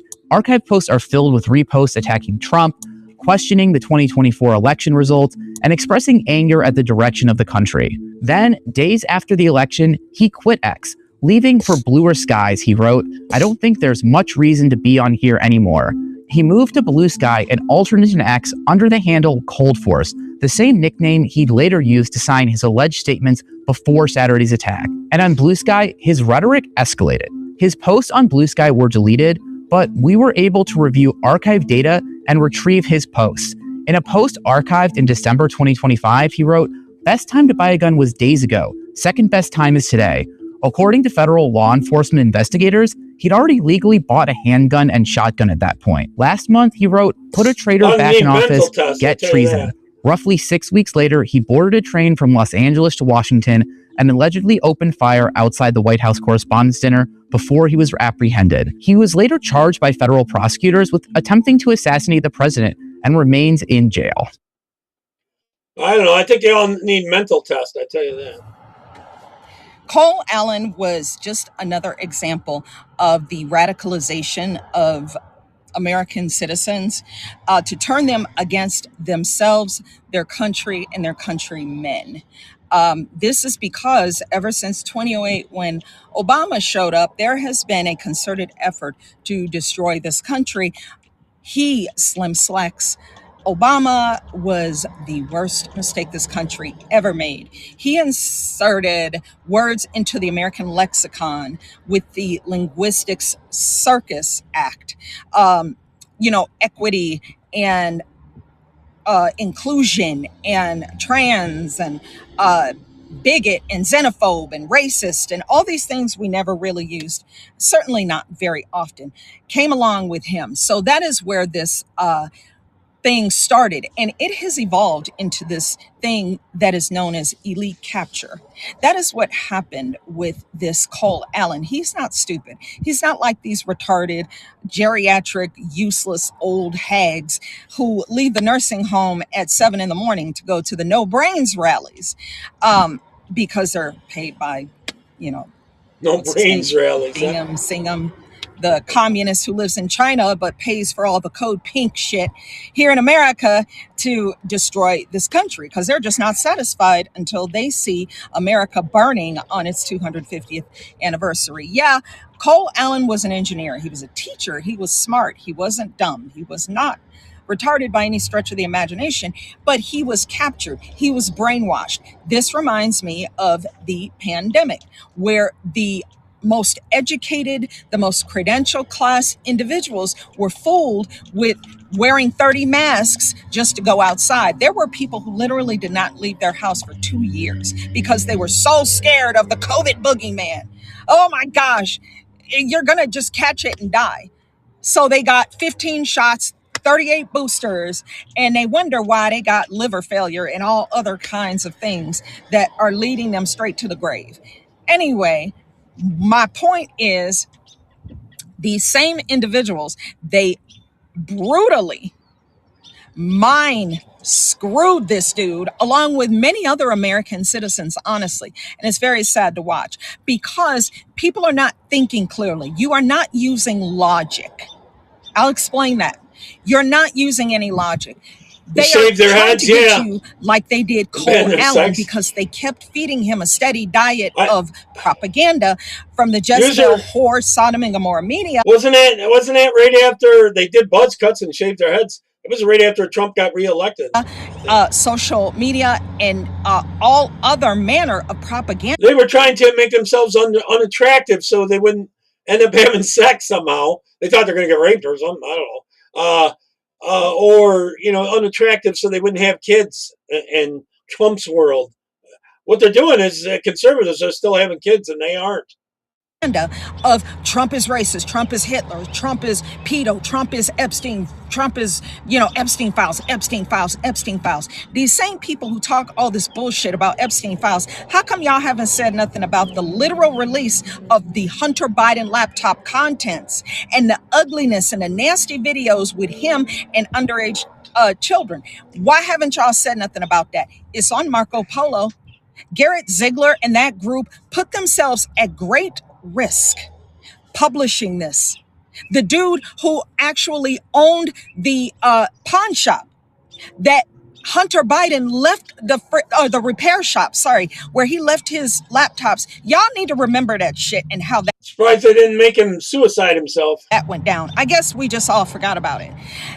That is the only reason that Biden got slipped in there and drug across the finish line, is because that story was not allowed to be published by the whore media. They took it out. So Biden was able to steal some votes, and then, they padded the rolls with the rest. Fuck it. I'm saying it. I don't give a fuck. They stole the election in 2020. They did. So Cole Allen is just another product of extreme MK Ultra brain and mind control. They radicalized that dude. He actually thought he was going to get away with it and that he was just going to get pardoned and he was going to be this leftist hero. It's so strange. Elite capture is one of the most strange things that have happened in this world. It needs to be studied. How can you be that smart yet be that dumb? It will never make sense to me. Never. But Cole Allen is just another example. This country is full of these retards.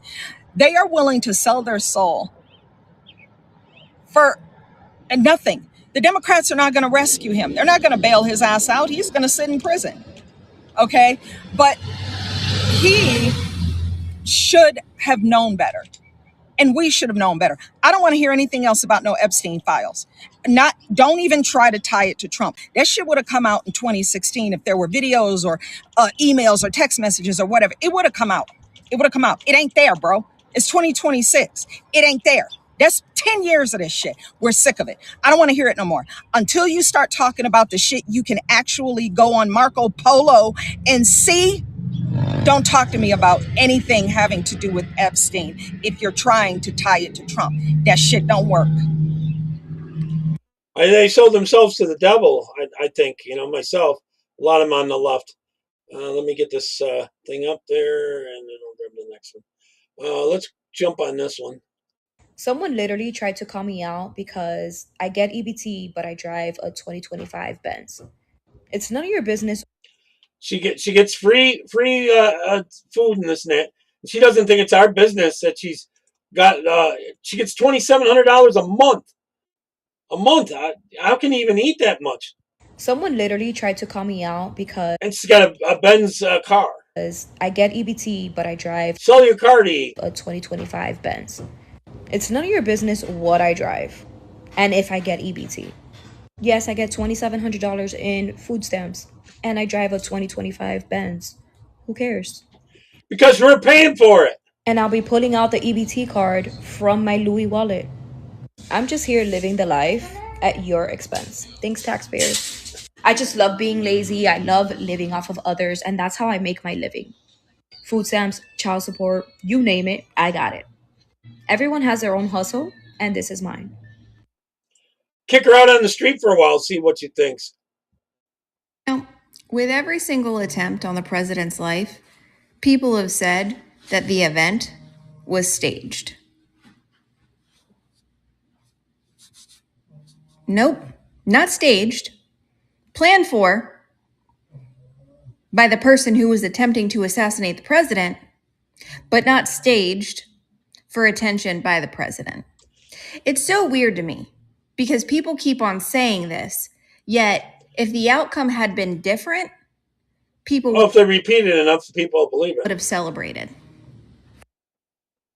I watched this video 4 times waiting for the parody to start. This is what Republicans think Democrats are like. We wake up bright and early in our polycule ready to fight for Antifa against Christian values and the patriarchy. For breakfast, we have a balanced meal of clinical grade antidepressants, Adderall, and estrogen. Thanks, Obamacare. We then flush the leftovers to make sure the fish turn gay and Venezuelan. Oh, and I almost forgot. We have to feed the illegal immigrants and MS-13 gang members we're hiding from ICE. They're so grateful. Next, we drop off one of our polycule for her weekly abortion. After her 10th, she gets one free. Then we start our workday with the Trans Pledge of Allegiance. I pledge allegiance to the gay of the fascist states of America and to the republic which has fallen, trans rights for illegal migrants. After that, a training on affordable childcare best practices. Now it's time to figure out who we're going to cancel next. Not sure yet, as long as we ruin someone's promising career. Finally, we donate our welfare money to Somali daycare centers that are totally real and open. Now it's time to get some fresh air, and on the way we do some mobile activism against the far-right establishment. Then we swing by Antifa headquarters, conveniently disguised as a public library. Once inside, we attend our mandatory drag story hour. On the way home from Antifa HQ, we drop off another polycule member for her weekly abortion. For dinner, we eat cruelty-free lettuce because we believe animals have more right to live than white men. Finally, we end our day in an anxiety-riddled catatonic state due to Trump derangement syndrome. And that's our day.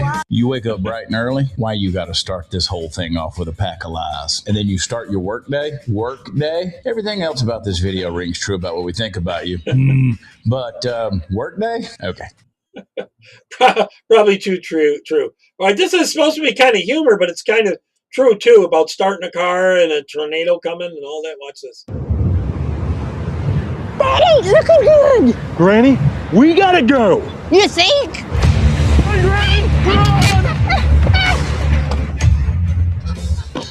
Let's go! Come on! Due to elevated heart rate, high stress levels, and panic indicators, you're not Is that fit to something operate new? this vehicle. What? Is that something new, Kirk? GOP political found dead after police recovered his truck abandoned in Oklahoma. There's a tornado! Have you tried calming down? Daryl, it's getting bigger. Start the truck! Let's begin a breathing exercise. Inhale. Exhale. That's our I'm not breathing right now!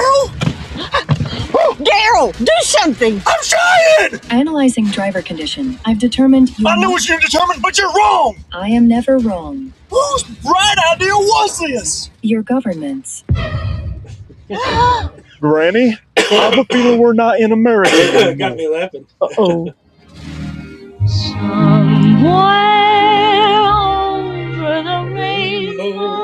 World Economic Forum. That's what it's from. Here's some more on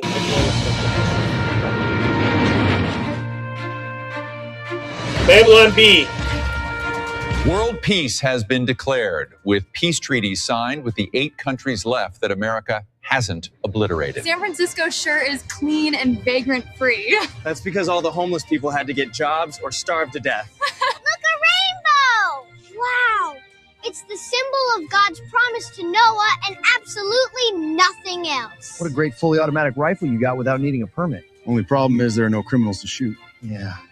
How much will the surgery cost? Just $20, and you can get it right away thanks to our capitalistic healthcare system. I have no money. Can I get health care? Of course not. It's kind of boring how no one has ever shot at me. Do you have any movies with smut or weird stuff in them? Not since Hollywood caught fire and we just let it burn. We have sappy Christian movies, though. Are they any good? No. A lot of humor. All right, this is about all those solar farms and all that crap. Watch this. They pee off. All this money wasted on this bull crap. California's $2.2 billion solar plant is shutting down. Once hailed as a breakthrough, the Ivanpah Solar Facility in the Mojave Desert is now a case study in failed technology. It didn't even come close to paying for itself. Now we got to get rid of all that crap, and it's not good for the landfills and all that. And environmental risk. Built with $1.6 billion in federal loans in 2014, the plant was hailed as a symbol of America's clean energy future. It used 173,000 mirrors to focus sunlight onto 3 massive towers, heating fluid to drive steam turbines. Complicated. Expensive. See what it does to the birds? Sometimes the birds fly in front of that light, and it kills the birds. And it never delivered on its promise. After just 11 years, the technology is now obsolete. On top of that, the facility became notorious for its environmental toll, with estimates of at least 6,000 birds incinerated each year by the concentrated beams. The promise was It burns the birds to death. Affordable, reliable, green power. The reality was high costs, technical failures, and ecological damage. All right, this one's about Trump wants to end student loans. You have to do here, I'll let him explain it. Last week, Trump's Department of Education announced they'll be cutting off tens of billions in federal loans if colleges cannot show their graduates earn more than high school grads after 4 years, while graduate programs will lose funding if they don't out-earn bachelor's degrees in 4 years. Is it the end of the road for gender studies PhDs on the taxpayer dime? At issue is the $120 billion per year taxpayers give in student loans. Interestingly, 1 in 4 of those loans are in default, which is 4 times worse than credit cards, which they give to anybody, a generation of overeducated deadbeats. Trump's rule would track graduate earnings, and if the degrees fail to raise earnings in 2 out of 3 years, the school loses access to federal loans. This would bankrupt roughly 80% of for-profit universities, according to Brookings, so it will set off a scramble to ditch low-earning majors and steer students into careers that pay more, which should have happened decades ago. So which majors are at risk? The winners are, no surprise, engineering, computer science, math, and physical sciences, which all together make up 1 in 8 degrees. Health and nursing, another 1 in 8. And business, finance, and economics, which bring it to roughly 43% that pay the bills. The other half of useless degrees include humanities and so-called soft sciences like sociology and psychology. Education, which studies find have zero benefit to quality of teaching. Public administration, social services, journalism, creative writing, even gender studies. To illustrate, half of psychology majors are underemployed after graduation. 58% of degrees in leisure and hospitality are underemployed. Turns out you don't need a degree to wait tables. 58% in fine arts, 64% in performing arts. All these would fail the test, as in they can offer the degree, just not on the taxpayer dime. So what's next brought to you by the Bitcoin Way. An NBC poll last year found 63% of Americans think a college degree isn't worth the cost, while another found the majority of Gen Z does not think college is worth it. They think AI will automate their sheepskin cubicle job. Some students will switch majors, literature to business, climate studies to chemistry, LGBT poetry to nursing. But a lot will skip colleges altogether, since without joke degrees, you actually gotta work for it. This would move us back to the good old days before college exploded, when the vast majority of people got jobs with aptitude tests, which studies have found are 2 to 5 times more effective than GPA. The aptitude tests were gutted by a 1971 Supreme Court decision ruling them racist, but they're quietly coming back. A recent study found 76% of companies now use skill tests or aptitude tests, which they have to do in the face of AI slop applications. So the days are numbered for joke degrees. The day may even come when a college degree means you actually know how to do something useful. Follow for daily videos. Okay, we'll be watching. See you next time. It'd be nice to not have to keep paying for all that stuff and all their student loans that are overpriced. It got expensive to go to college once the government got involved. All right, here's about California taking away all the citrus plants and all this and that. You won't believe what extent, and they're trying to bankrupt these people, I tell you that. Why did California destroy 32,000 citrus plants for a bug found 5 miles away 2 years ago? This is Evergreen Wholesale. It's a 230-acre family farm owned by Mark Collins. For 40 years, he ran the biggest nursery in San Diego, and for at least half of that, they specialized in citrus. But 13 years ago, citrus plants in California faced a threat. It's called the Asian citrus psyllid, a little wing bug that eats the new leaves on citrus plants, and this is how it spreads the deadly plant disease, huanglongbing. There's no cure for the disease, and it devastated Florida's industry in less than 4 years. So when the psyllid popped up in SoCal, the state took action. In 2018, the California Department of Food and Agriculture came up with a quarantine plan by emergency order, and that's where the trouble starts. The CDFA basically said if one plant tests positive for huanglongbing, it results in a 5-mile radius quarantine area. Anyone who wants to appeal the quarantine has 10 days to do so, and the state has 10 days to respond. Which brings us back to Evergreen Wholesale.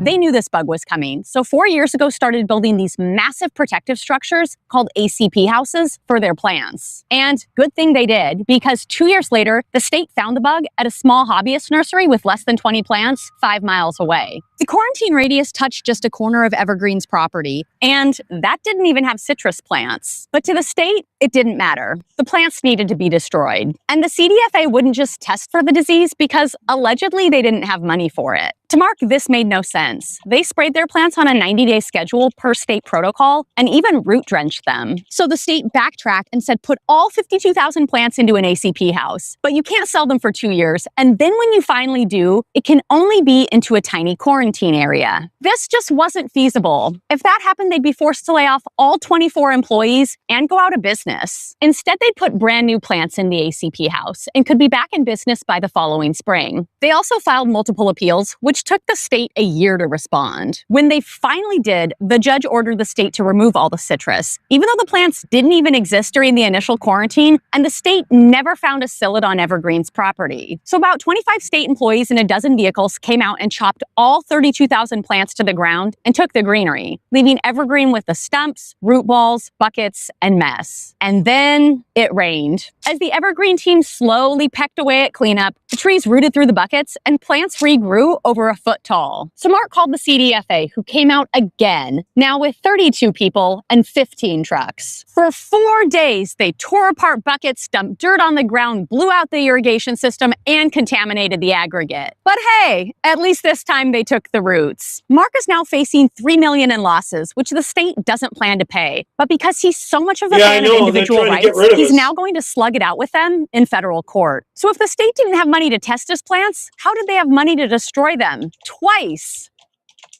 They want us to die, Marianne. Let me finish typing that. Okay. I got one about climate BS. People are really waking up on the climate stuff. Don't believe that 97% nonsense. 97% of scientists, including, by the way, some who originally disputed the data, have now put that to rest. They've They always put a bummer out there to push the crap. acknowledged the planet is warming and human activity is contributing to it. Nope. And there's that statement again, the planet is warming and human activity is contributing to it. Oh boy, that's... Well, I got to talk about this 97%. There are many, many studies on this. All of them are flawed. Here's one example. Back in 2009, Duran and Zimmerman did an online survey with the American Geophysical Union. They sent out surveys to 10,000 members. Those are the geologists of the United States. They received back 3,100 responses. They asked two questions. The first was, when compared with pre-1800 levels, do you think that mean global temperatures have generally risen, fallen, or remained relatively constant? Second, do you think human activity is a significant contributing factor in changing mean global temperatures? They didn't say, is it the main factor? Is it a dangerous factor? Just as is it significant? Then they threw out 3,000 responses because they said, these aren't climate scientists. And of the 77 that responded, 75 of them said it's been warming and it's significant. So this is the opinion of 75 folks. I hold in my hand a copy of the Global Warming Petition, which was done in 2007 by the Oregon Institute of Science and Medicine. There's a little bit of climate science in the front, but then there are the names of 31,000 American scientists, 9,000 PhDs, and I'm going to read you what they said. There is no convincing scientific evidence that human release of carbon dioxide, methane, or other greenhouse gases is causing, or will in the foreseeable future, cause catastrophic heating of the Earth's atmosphere and disruption of the Earth's more carbon helps the plants grow better. Climate. Moreover, there is substantial scientific evidence that increases in atmospheric carbon dioxide produce many beneficial effects upon the natural plant and animal environments of the Earth. So don't believe that 97% nonsense. It is nonsense. Huge news today from the Department of Justice. They announced that 3 people, all members of the same family, have been indicted in the attack on Turning Point USA reporter Savannah Hernandez outside an ICE facility in Minneapolis. Acting AG Todd Blanche saying today Christopher, Deanna, and Paige Ostrusko were indicted by a grand jury for allegedly assaulting journalist and Turning Point USA contributor Savannah Hernandez. These deplorable actions as charged in the indictment will not be tolerated in America. And this Department of Justice will always punish unhinged acts of political violence. This comes just a couple days after we had Savannah Hernandez on the show. And she talked about her desire that since this is a blue jurisdiction and she didn't think local authorities would do much about it, her desire that the feds get involved. If we were living in a sane society, we wouldn't even need to be doing this or discussing this, but we don't. And these people have been allowed to commit, quite frankly, domestic terrorism on our soil for far too long. This isn't like this is a one-off situation with me. No, I mean, let's go all the way back to Andy Ngo. Let's, look at the country before Andy Ngo even, but he should have been the catalyst. I mean, the fact that he was attacked not once, but twice, and then you have multiple other journalists who have experienced the exact same thing. I mean, we need to really lay down the law. Now, this is a huge deal. You guys know how much I care about the issue of political violence, regardless of who commits it, but certainly far left political violence, Antifa political violence. I mean, how many friends, independent journalists, I mean, I personally have been assaulted. And in these blue jurisdictions, these people believe that they have a safe haven. They happen in Seattle, Portland, LA, Minneapolis. They believe, and they're mostly right, that these left-wing jurisdictions won't do anything about it. Or if they do, there'll be jury nullification, like what happened because they won't. In the Nick Sorter down in Portland. So if the federal government is now willing to intervene to prosecute street-level attacks by these radical political fringe groups, that's game over. That is a totally different ballgame for Antifa. And had they been doing this years ago, when Andy Ngo was attacked in 2019, I think that's the first very high profile, brutally attacked in Portland. They control the judges too. Running through the streets of Portland for his life. Nothing ever happened to those people. But had we had a federal government at the time willing to step in and say, no, you can't do this to journalists in the United States of America in pursuit of your political or social agenda, I don't believe that you would have had the attack on Savannah. I don't believe I would have endured the attacks I've endured. Katie Davis Court, Cam Higbee, Nick Sorter, you name it. I don't believe that these people would have been subjected and that I would have been subjected to this sort of unhinged violence. And Look, I had the case recently that Tukwila City prosecutors are taking on for my assault outside ICE facility there. But, they were only able to identify one of the 3 assailants. It's a misdemeanor crime. It'll probably end up being a slap on the wrist. And I believe maybe some people facing the specter of federal prison time would change their outlook substantially on whether they're willing to commit these brazen acts. But it shouldn't have ever gotten to this point. That never should have happened to Savannah, because there should have been a demonstration years ago when this first started happening in earnest to independent journalists that this is not going to stand. And I think Andy Ngo represents one of the most They want you to fear going there. significant and earliest cases of this sort of radical violence against journalists. He was brutally assaulted twice in Portland. And this started this pattern because nothing happened to the people who chased him through the streets and beat him bloody. So I reached out to Andy Ngo, and here's what he told me about the news of the federal indictment. He said far-left extremists have been able to carry out acts of violence against members of the media for years because they have rarely faced legal accountability. That lack of consequences has emboldened them. He went on to say, I'm thankful this federal prosecution marks the beginning of a more aggressive DOJ effort to protect the rights of journalists in the field wherever possible. That's the only way you're going to stop it. Conservative journalists, not independent journalists, because we have moral consistency. Any journalist and anybody, if it's right-wing agitators assaulting people for a political reason or left-wing, it shouldn't be allowed in the United States of America. And it contributes to this atmosphere where we have people trying to kill the president on a semi-regular basis, where we have the assassination of Charlie Kirk. So this, to me, totally changes things. The feds are willing to step in. Let's do it. Yep. All right, here's what's going on with the taxing when you go to sell a house and stuff. Watch this. This should truly be criminal. $185,000 transfer tax on a home that's closing tomorrow for one of my sellers. New Jersey, a transfer tax. $180-some. We're closing at $4 million. They're paying a 4% mansion tax on top of their New Jersey real estate transfer tax. Get this, if they were moving out of state, they would have an additional 2% withholding. The mansion tax goes in 0.5% or 1% and then 0.5% increments. So from 1 million to 1.5 million, you're paying 1%, and then it goes up an additional 0.5% for every $500,000 thereafter on a sliding scale. It is criminal. That could be a high-skilled salaried employee's salary. It could have fed someone's family and ran a household for a year. These people could have invested that money into a business that grows and feeds the economy. Like, something does need to change. I don't like to be political, but this is outrageous. Okay, a little humor. Let's see how much time I have. I think I have just enough time. Take back our future and take back our lives. Take back our lives from capitalism. Oh, this is about socialism. And greed. The greed of the fossil fuel industry is literally destroying our planet. Saving the planet, say these activists, requires socialism, because socialism creates an environment that provides for all people, not just the privileged few. This is simply nonsense. Just nonsense. Tom Palmer, unlike AOC and most of us, has spent lots of time in socialist countries. Decades ago, he smuggled books into the Soviet Union.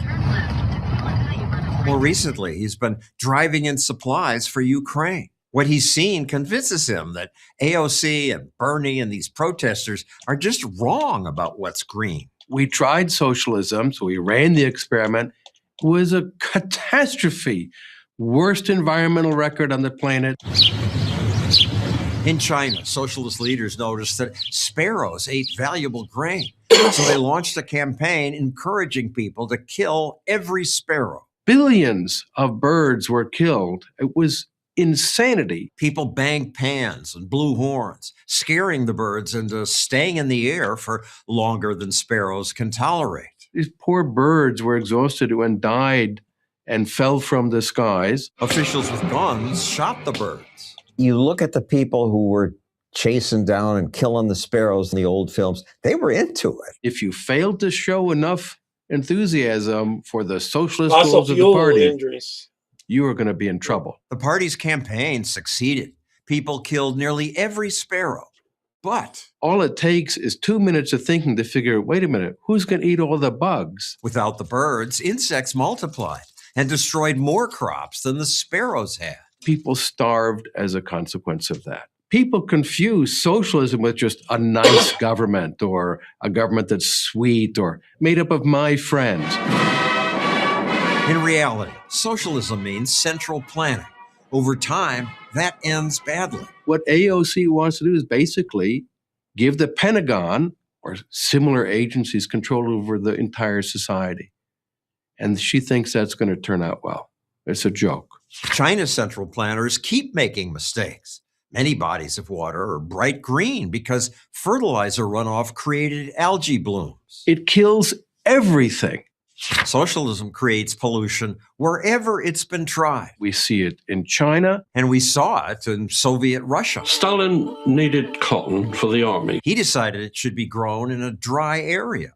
That required diverting water from the Aral Sea. It is the fourth biggest inland lake in the world, and it shrank to less than half its size. Soviet planners caused catastrophic environmental costs to the whole population. All right, that was then. Now the rules would be different. Now the rule would be green. Strong government policy, which does not allow the greed and profiteering. All the time we hear socialists say, well, next time we'll get it right. Next time. How many next times do you get? Many, apparently. What just happened? Socialist mismanagement led to the disaster at Chernobyl. First response? Lie to the public. The accident is well under control. This HBO series is pretty accurate. Cut the phone lines. The first thing they did was tell everyone to shut up about it. Contain the spread of misinformation. Yet major American media still claim socialists protected the environment. A New York Times op-ed credited Lenin's eco-warriors for establishing nature preserves. These are not nature preserves. It's a fantasy. You can call something a nature preserve and feel good about it. But when you use it as a dumping ground for heavy metals, for radioactive waste, in what sense is it a nature preserve? Capitalists destroy nature too. Free societies need some government rules to prevent that. But free markets with property rights often protect things better than bureaucrats can. You get a private farmer. They're concerned about the ability of the farm to grow food next year, year after year after 100 years into the future, long after that farm. He slept on a family or friend's couch until he was like 40-something. Is going to be gone. Why? Because the farm has a capital value. That's the capital in capitalism. And the consequence is they want to maximize. And they want to get rid of the family because family farms are passed down through the family. That protects the environment. Also, capitalism creates wealth. When people have enough money that they don't have to worry about starving or freezing, they can afford to protect nature. That's why capitalist countries have cleaner air and water you can swim in, and they can afford to pay for wild animal preserves. When no one has any property rights and people are poor. Well, in Venezuela, they start eating the animals in the zoo. Tigers and elephants are considered a burden and pests. And they kill them. When you're Marianne, he's wealthy, never had a you real can job. afford more Bernie amenities. Sanders never had You a real can job. care about the environment. He's always lived off government. Socialists say they care, but the real world shows that if we hope to protect the environment, capitalism just works better. Let me finish my sentence here. He's always lived off government, Marianne. Okay, I should be on same time, same channel tomorrow. Tomorrow's Friday, right? On weekends, Feminist started. Yep, I did do a video on that too, Marianne. It did start in the 60s. I don't, the leftist, pot smoking, and the Vietnam War crap, stuff. So he's always lived off the government. Yeah, everyone take care. God bless everyone. Bye-bye. I'll see you tomorrow, same time, same channel. Bye-bye. Get rid of the family unit. Yep, that's Marxism does that.